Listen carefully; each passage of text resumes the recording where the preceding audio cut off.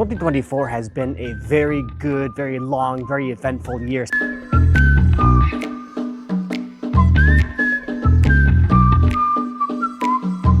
Specifically here for my channel, for me, Eric, at Living Abroad with Eric, formerly Generic Expats.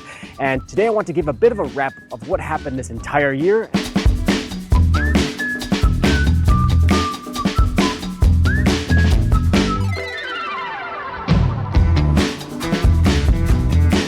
And I want to basically touch on some of the most memorable places and moments, along with some lessons learned and also some of my plans for this upcoming year, 2025.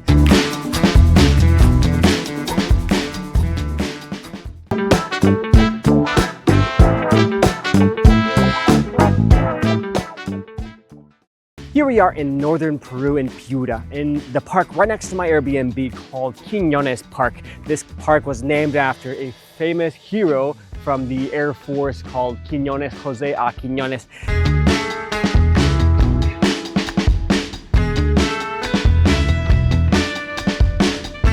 We're going to be doing our video here, guys, so let's go ahead and jump into it.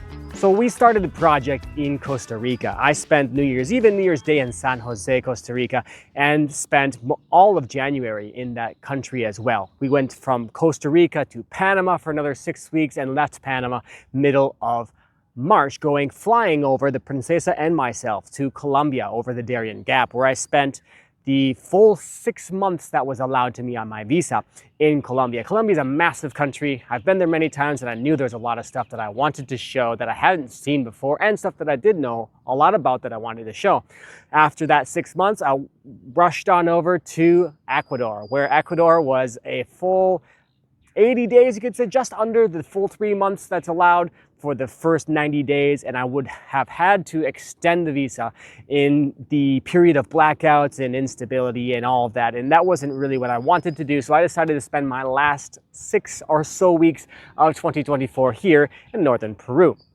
Now let's go back and look at the highlights of this entire trip from Costa Rica down to Peru. I want to preface this list of countries that I visited and that I documented the living experience for the project. I want to preface this with the information that I'm going to be going back to Colombia this Sunday. This is the 31st of December, and on the 5th of January on Sunday, I'll be driving back up to Colombia and I'll be spending around 3 months or so, maybe a little bit more, getting done as much as I can with the videos that have been backlogged, because there's a lot of them specifically from Costa Rica down that just did not have the amount of time needed to be able to bring that and produce that content, because I was so busy with everything else that goes into this entire project. It's a lot of work. So starting with the first country, Costa Rica, it was an eye-opening experience because I hadn't been there before, and it was really something I wasn't expecting. The cost of living was way higher than I had really anticipated. And I, of course, lived that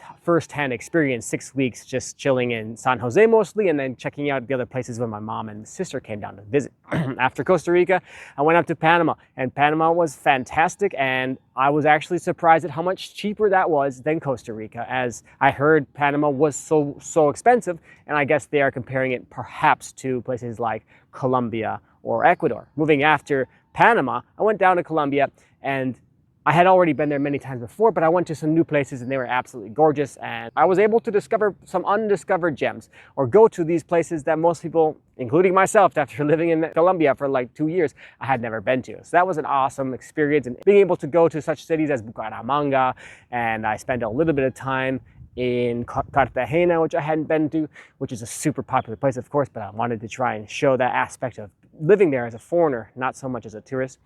And then, of course, some cool places like Pereira, where I met Natalie. After Colombia, I went down to Ecuador. Now, my time in Ecuador was a little bit complicated due to this situation with the drought and the insecurity with the mafia and gangs, and then also with the water providing electricity, so the blackouts. But overall, I had been to Ecuador before. I knew it was a fantastic place, and I won't say that you shouldn't go because of these problems. I think they will be temporary. However, that was a little difficult for me trying to make my content and to be able to even edit. So that was another reason why I wasn't able to really advance as much as I need. Another reason why I'm going back to Colombia, to really focus on those videos and then also see Natalie, of course. And then after finishing my 3 months in Ecuador, I mean, Quito was fantastic. I had never been there during the dry season and I absolutely loved it. And then Manta was a great experience on the beach. Although there was a heightened level of security and lots of police and all that, it was a totally safe place and I really enjoyed it. Of course, if you're not involved in mafia related stuff, the mafia probably won't go after you. Now after that, I went down to Cuenca, which I had already been to, and I absolutely love Cuenca. It's super beautiful, and this time around, I just enjoyed it fully, really great. Right at the very end of the dry season, right before. Now it's the rainy season, and here actually, if you can't tell, it had rained here for the first time since I've been here, and I think probably the first time for this rainy season since you know, I think the rainy season is January, February, March, so we're just about starting up, and I'm going to be taking off and hopefully going up to where it is supposed to be drier in Colombia from January to March. Those were the main countries that I visited on the way down, and the places that stuck out the most would probably be, I don't know, I really enjoyed going to northern Costa Rica as I was going to Bocas del Toro. That area was really great and a bit more of a tourist location, but it was a really cool Caribbean vibes area. Going to Panama City was unbelievable, seeing how developed and how new the city looked and how kind of upper class luxury style it had that I wasn't expecting. Going to Colombia's lesser known cities was great, and I definitely could say that Bucaramanga impressed me quite a bit. It's super beautiful. And the weather was much better than I was expecting, as well as Pereira was great. Hadn't been there before. And another highlight was going to Ecuador's Manta, the coastal city, which I hadn't been to until this trip. And Ecuador is just another level of beauty also, just the variety in such a small space. I'd like to say thank you so much for watching my videos, and if you want to show support for my channel, please hit that like and subscribe like always. And if you want to go above and beyond, you can buy me a coffee, you can support me on Patreon, and you can also join my channel as a member. That goes to me and really helps me provide all the things that I need in order to make these high quality videos for you guys here in Latin America. Let's get back to the video. Even though we're in the middle of the desert here in northern Peru, there are some green spaces like this one right here. It's part of the park. It's just that most of the park is a bit brown, and this one, for whatever reason, has the green area. So there's some green spots in even these desert areas because the amount of rainfall actually and the amount of drought that happened here wasn't nearly as severe as in Ecuador. Moving on to the interesting people that I was able to interview and be able to tell you their stories for this channel to give you an idea of some actual expats that moved down or moved over to Latin America and decided to create their own new home in Latin America. In Costa Rica, the interview that I had arranged with a pretty undesirable YouTuber actually ended up not happening due to some strange drama, and then I went over to Panama. Now, Panama City has a lot of expats. One of the biggest, if not the number one biggest quantity of retirees are in Panama City, according to my research. And in that area, I was able to find a guy named Mike. Mike was a really cool guy that stuck out in Panama, and I was able to tell his story about moving down and also relate his services, relocation-related services, as well as him and his wife's family who have a resort down there, which is a really beautiful spot I stayed in to be able to show the area. After that, I went to Colombia, and I was able to interview and tell the story of quite a few people that have moved down, as Colombia is actually quite an expat hotspot right now and has been for the past couple of years as many people are seeing that it's a really great place to stay and create a life, or at least be there short term as an expat in order to take advantage of some amazing nature, amazing weather, great people, great food, and incredible cost of living. Now, some people that I interviewed, I haven't been able to fully edit and produce their videos yet, which I will be doing when I go back. So people such as Kevin when I was in Cartagena, Gringo Mike in Barichara, in Bucaramanga. And after Colombia, I was able to go down to Ecuador, and really, I was able to meet up with a lot of people to be able to get their story and tell a bit about them and their services if they have a business currently now, which I did in Quito. I was able to produce a bit of our chat with Don Shader from the Grumpy Old Gringo in Manta, as well as I met up with a bunch of people in Cuenca, and I'll be telling their stories as well. And a really cool story of a couple that moved down and actually just left the coast, San Jacinto, up to go to the mountains of Cotacachi. So get ready for some amazing stories coming up this year of the 2024 interviews that I did in Central and South America. Now moving on to the challenges lessons and the things that I really appreciate from this previous year. Let's start with the challenges. It was quite an issue for me being able to rebound after being hit by a pickup truck in Anton City. In Panama, when that happened, it was a week before, like 5 days before I was shipping my bike over to Colombia. And that was a massive challenge to me because it cost, in the end, more than $1,000 paying him off, even though he wouldn't accept my insurance. And having to send my bike over, I had to put it on tow trucks because it wasn't starting after I got hit. So that was a massive curveball for me, challenge number one. And challenge number two, the bigger challenge was being extorted by the police in the Medellin metro in Envigado. That was another wake-up call for me to always kind of keep my guard and to not trust. Even though I really am a very optimistic person, I really do believe that a lot of people here on earth are here to do good and they don't want to do any harm to others. It's always good to, even if they're police, I mean, really feel out the situation. And I probably should have felt it right away that the first police came up to me and there's like a group of 4 that basically started a trap to set me up and to impound my bike and charge me $500 for that. So that was a massive hit to my channel and my project, as well as that was another expense that I wasn't looking at. And so I'm appreciative of having my work online. I mostly make my income from being a teacher. I teach mostly English to Asians and Chinese. I also am a tutor for American students, and that is something I really appreciate, having to be able to do this long-term project as a person that doesn't have the flexibility that I have. Lesson learned, without this flexibility, that wouldn't have been a really good thing if I didn't have the capability of paying for the tow trucks and the extra money for this guy that wanted me to pay him for damages that I caused to him, even though he hit me, and then also the extortion from the police that were an incredibly high fee. So those are kind of the lessons and the struggles that I had this year. And of course, the main takeaway is that being flexible, especially with a massive project like this, you know, we're already at around 2.5 years into this project, and I'm at least planning to be here for another 2, possibly 3 in total, to be able to show to you guys all of the rest of South America. My other lesson learned is to be able to arrange the actual team of people to help me edit and help me get out the type of work that I'm going to be recording, all of these videos and all of these things that I want to bring to you, all this stuff I want to produce for this channel. I need some help for it, and that's another lesson learned. I need to be able to have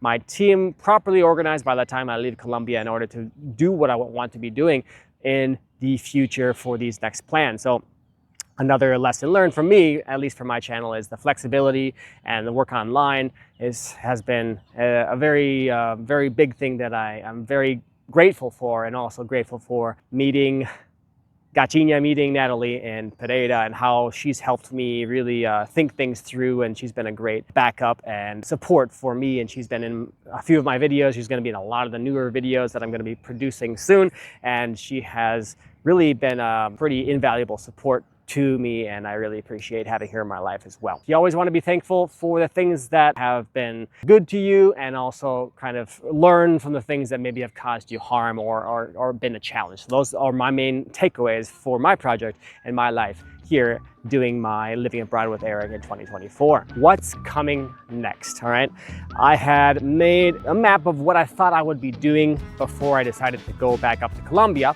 and now I'm going to have to redo this map and redo my time frame. When you're doing a trip on a motorcycle like me, you need to be able to think really deeply about the rainy season and how that will be affecting you and the content you want to make. Of course, I would love to be able to just come here during the best times of year, the dry season with the best weather, but since I'm here and I'm planning to just get everything done as I continue through the South America, it needs to be rethought. What I will be doing no matter what is, after spending my time in Colombia with Natalie and Pereira, I'll be going back down through Ecuador and back here to Peru, where I'll be driving probably to the mountains, as this will be probably the end of rainy season, around end of March, April.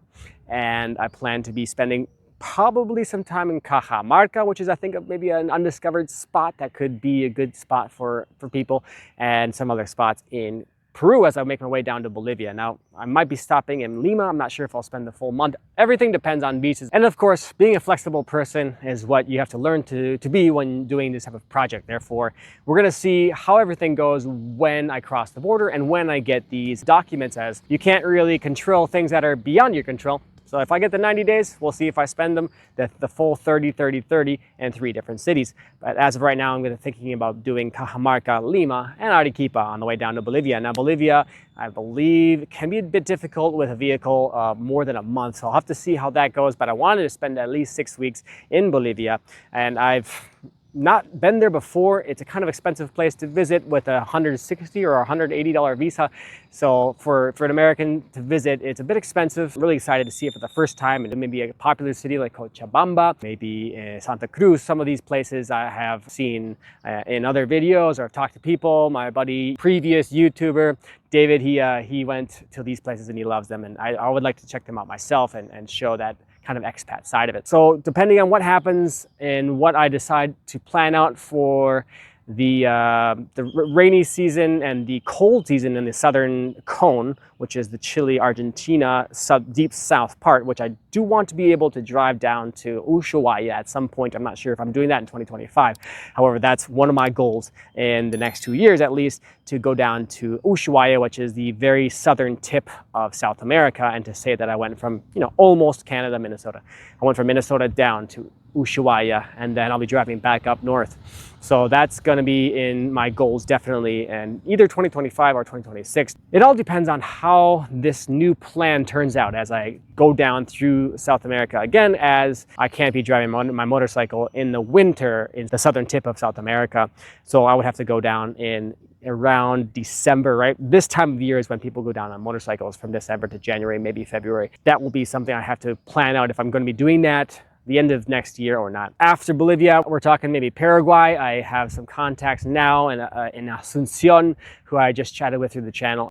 That's going to be something I plan to show, as this has actually been kind of a hot area, a very popular area for people to move to in South America due to the ease of relocating there, getting visas, and getting even citizenship. I believe there is quite attainable for most people, a lot more than in other countries. In other countries, it's not even possible. And from what I understand, in Paraguay, it's a reality for people that are interested in having their new life and their second passport set up in South America. I plan to be going to Brazil, as Brazil is such a massive country.